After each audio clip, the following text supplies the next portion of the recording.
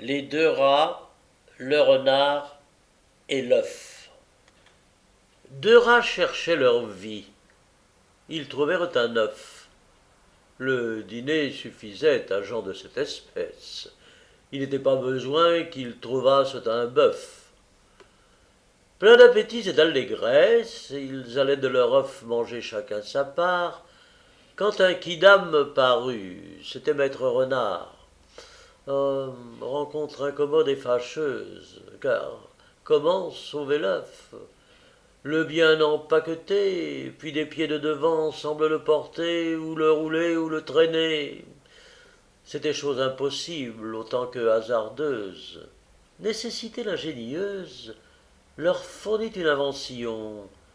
Comme ils pouvaient gagner leur habitation, les cornifleurs étant à demi-quart de lieue, l'un se mit sur le dos, prit l'œuf entre ses bras, puis, malgré quelques heurts et quelques mauvais pas, l'autre le traîna par la queue.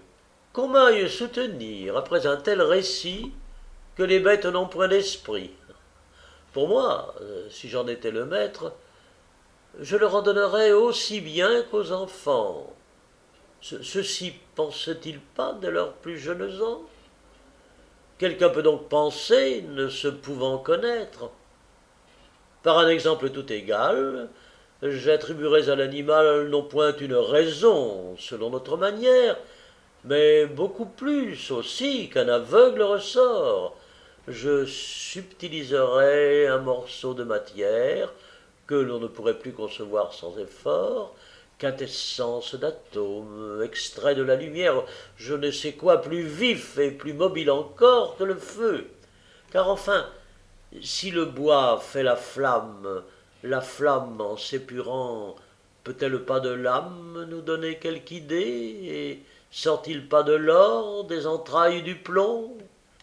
Je rendrais mon ouvrage capable de sentir, juger, rien davantage, et juger imparfaitement, sans qu'un singe jamais fît le moindre argument.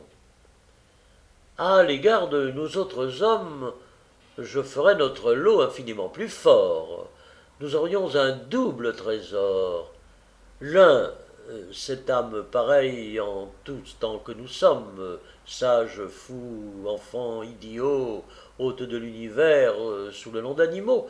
L'autre, encore une autre âme, entre nous et les anges, commune en un certain degré, et ce trésor à part créé suivrait parmi les airs les célestes phalanges, entrerait dans un point sans en être pressé, ne finirait jamais, quoiqu'ayant commencé. Chose réelle, quoiqu'étrange, tant que l'enfance durerait, cette fille du ciel en nous ne paraîtrait qu'une tendre et faible lumière. L'organe étant plus fort, la raison percerait les ténèbres de la matière, qui, toujours, envelopperait l'autre âme, imparfaite et grossière.